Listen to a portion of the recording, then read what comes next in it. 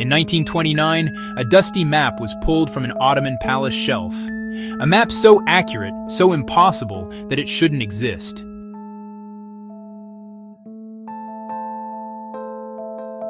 Amidst the endless shelves groaning under the weight of ancient scrolls, gilded manuscripts, and forgotten royal decrees, a German theologian named Gustav Deissmann was tasked with organizing the palace library.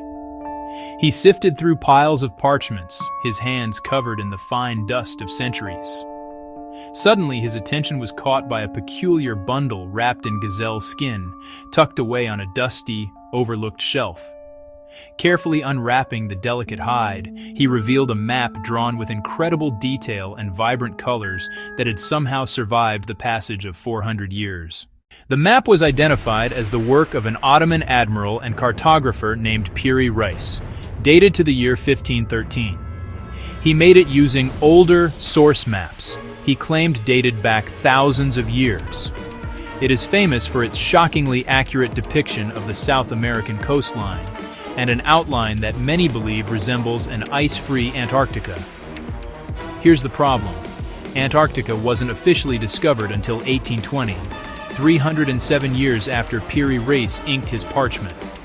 The Piri Reis map appears to show a continuous southern landmass, a coastline shaped similarly to Queen Maud Land, and a depiction with no ice shelf. This is the scientific issue. The land itself is buried under a colossal sheet of ice. Modern science didn't confirm that Antarctica's coastline matched this ice-free shape until the 20th century using seismic surveys. So how could a 16th century admiral map a landscape that was not only undiscovered, but hidden under miles of ice? Piri Reis himself gives us a clue. He wrote in the margins that he used 20 older source maps. These included maps by Columbus, ancient Greek geographers, and even maps from the time of Alexander the Great. He claimed some maps were from early times, now lost, suggesting knowledge that precedes our known civilizations. So, what do mainstream historians believe? They argue for a more rational explanation. First, it's not Antarctica at all. It's a distorted South American coast, bent eastward to fit on the parchment. The coastline inaccuracies, they argue, are due to copying errors from multiple sources with different scales and projections. Any resemblance to Antarctica's true shape could be pure coincidence, a classic case of pattern recognition. It's important to note that no academic consensus exists, and many dismiss the Antarctica interpretation entirely. But that explanation doesn't satisfy everyone. Fringe theories explore wilder possibilities. Theory A: an advanced ancient civilization. This idea suggests ancient people, now forgotten, mapped the entire globe before recorded history.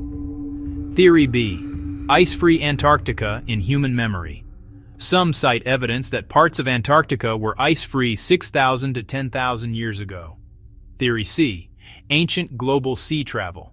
This suggests the maps were passed down through known ancient cultures like the Egyptians, Greeks, and Phoenicians. So what real science is used to support the ice-free Antarctica idea? First, the 20th century seismic surveys that show land under the ice resembling Piri Reis's outline.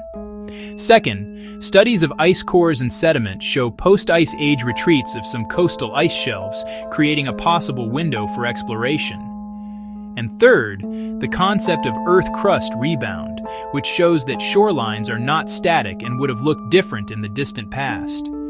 However, the debunking evidence is powerful.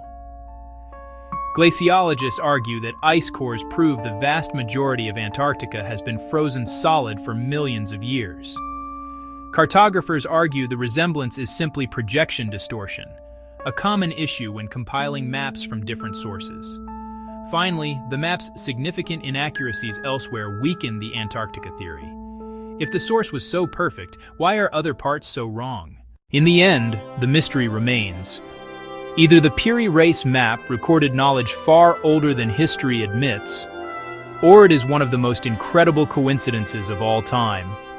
The truth remains elusive, a message in a bottle washed ashore from a forgotten world, or a trick of the light on a water-stained page. So we leave the question to you. Do you think ancient civilizations had advanced mapping technology? Subscribe to Adventures Through the Past for more forgotten history and world mysteries.